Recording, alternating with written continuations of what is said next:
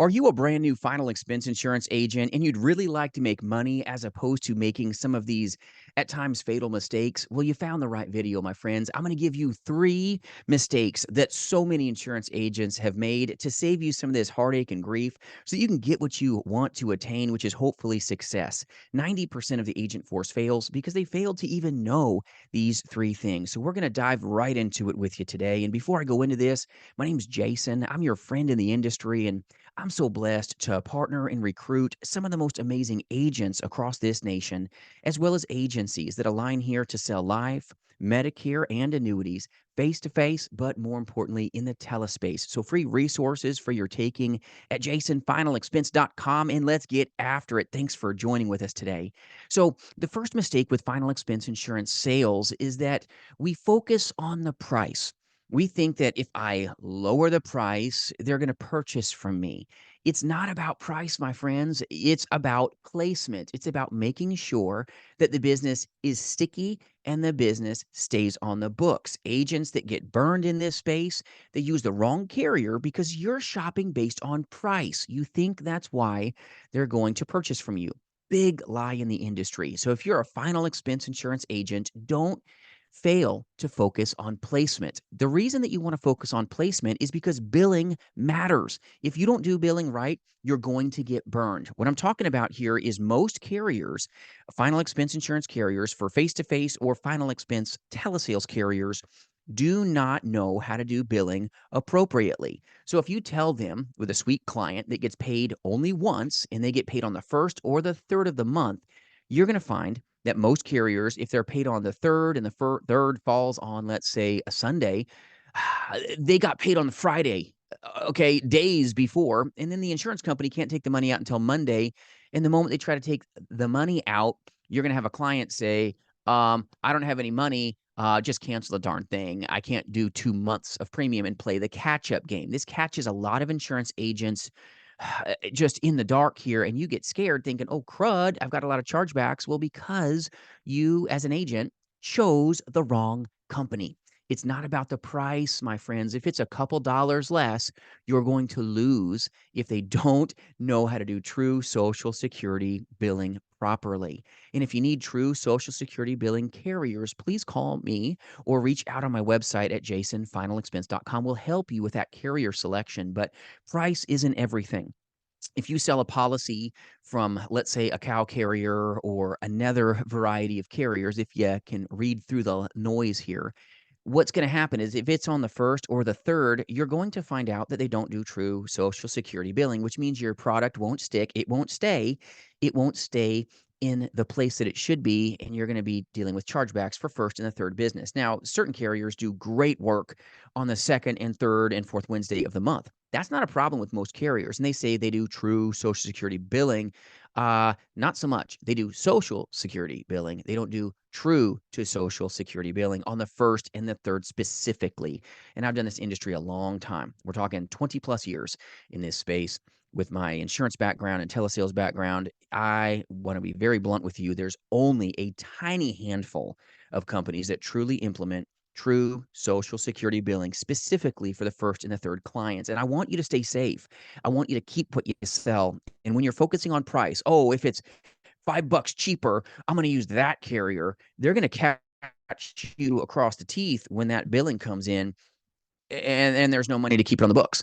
The business that sticks and stays is the business that will guard these great people that we're trying to protect, but also keep you in the business. You've got to be mindful of placement over price. And I know you're probably not ready to hear that, but it's a very big mistake that so many new agents make. They're like, oh, well, I've got this carrier that's amazing that does true Social Security billing, but I don't know any better. So, hey, this carrier's $3, $4, $3 cheaper. I'm going to go use that one, and you get caught with a sandwich and it's a knuckle sandwich. I don't want that for you. And sometimes it's a mistake that you just didn't know. So please, my friends, focus on placement over just price. You may be chasing a company that says, oh, we got a great price, but they don't even allow you to put 70% of the business in a place where they close it with you. They may come back with an amendment, if you know what I'm saying.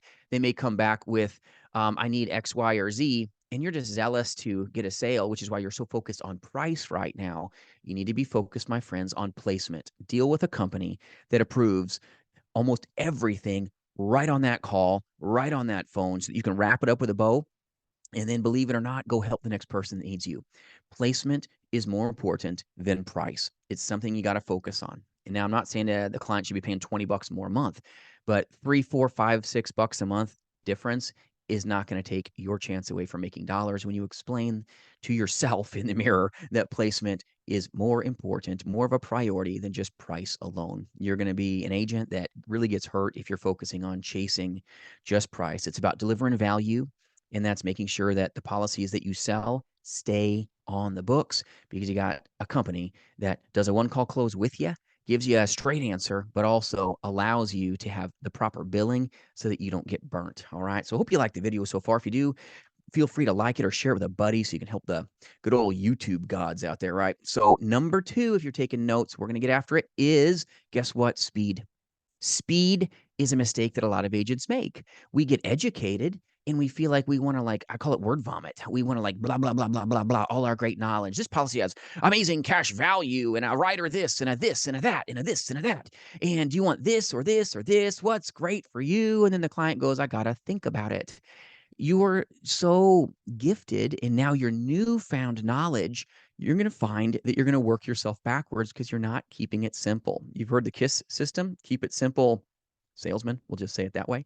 You've got to focus on slow and steady, focusing on the solution. That's going to take you to success versus speed to the sale. I've said this script, I know it. I can go really fast and get to the sale quicker and stack cash. Nothing could be farther from the truth. Your speed will slap you silly, my friends, if you're in final expense telesales. Your speed will slap you silly if you're a face-to-face final expense insurance agent. What you're going to find is the client doesn't feel valued. Men, if you've gone on dates, guess what? You take a date too fast. Do things turn out well? Put in the comments below if you're brave enough. Or married men, same thing for you. Put in the comments below. Does speed help you in a date? I'm guessing no. Sure doesn't happen in my marriage. For you ladies, if the date is going really, really fast, you barely got your water on the table, and everything's speeding up, is this good or bad? Put in the comments. This will hurt you in sales as well. You get into that home and you just want to hit the home run right away. Slow down, ladies and gentlemen. Give your client the attention that they deserve if you want a chance of making dollars in this space. A huge mistake is your speed. It's not that you mean wrong, but you're not going to have wealth if you don't know, first off, what to do, if you don't wait for a second and get to know the person across the table from you or the person across the telephone from you. You've got to focus on the value that you bring, but you're not going to be able to even have a chance of that if you're going too fast. Slow down. Don't focus on the sale. Focus on the solution, and that's going to come from you really adhering to fundamentals. Massive mistake that so many agents make that are new. They think I can just go really fast. The faster I go, the more money I'm going to stack, and it's base. You've heard that. And if you want to radically change your trajectory, slow down and take your time, just like on a date. All right. Horrible analogy. My wife says I'm horrible at analogies, but there you go. All right. Slow and steady wins the race. Number three, the last tip that I want to share with you, a big mistake that a lot of agents make is they don't train. They say they want success, but they don't truly spend time to train. You want to take it to the next level? You need to be standing on the shoulders of a mentor that's done this for over a decade or two. You need to be really tight with them because they've truly done what you desire. Don't say that you want success if you don't show up. If you're not showing up to training as a brand new agent, you're setting yourself up for failure because you're going to get sloppy. It's going to happen. You're going to make mistakes. You're going to have times where you trip over your own tongue. I do it all the time on my YouTube channel. And I appreciate my subscribers out there that watch me flub over my own tongue all these years. But I'm telling you, there's times where you're going to trip over your own tongue. That's okay. Take the time, back to number two, to really enjoy the conversation so that hopefully you can have a chance for a conversion. You got to put the dominoes in the right position if you want everything to go well. Number three, though, you've got to train and train some more It sounds boring. A lot of folks don't want it. We want the success without showing up to training. We want the wealth without working, right? This is where so many insurance agents, they will get a script, put no time into training. They don't go through our 5-day telemastery program or really put the best of themselves into the business to practice and drill and rehearse, do it right or do it again. They really don't do that. If you want to know if you're an agent that shows up to training, I want you to grab a piece of paper and write down how many, most likely minutes, if that, you focused on training this week. Grab your phone. This phone's going to tell the tale. Grab your iPhone, grab your Android, and take a look at your screen time. If your screen time for YouTube and your butt time on that couch, believe it or not, is more hours into watching a movie or watching the news, you do not want success. You've got to spend time crafting your business. You're not going to be a welder if you don't know what to do and have a mentor that trains you. You're not. You're not going to be able to do it. If you want to be a mechanic, you can't say, "Oh, I just want to be a mechanic. I don't want to train, but I don't want to work. I want to work on cars. I'm going to work on cars." You're going to have train wrecks, okay? Car wrecks. It's not going to be good. Anything good in life takes you giving of yourself, pouring yourself in so that you can have the chance of getting profitability out the other side. 90% of agents fail industry wide, and it's because they don't train, they don't have mentors, maybe they didn't buy enough leads, but really the time that you spend into training is going to give you the best chance of really taking off and thriving in this space. Look at your screen time, my friends, on your phone. See what the percentage is of you looking at Facebook, looking at YouTube, looking at apps, looking at messages. And I want you to really get real with yourself and says, did I even show up to training this week? I want to be a top producer. Maybe I'm not showing up to training because I don't want to expose my weaknesses. I get it. But if you want to get stronger, you got to show up at the gym even when it hurts. You got to do some things that aren't always sexy or snappy, but they're so important for you to thrive and survive and find success.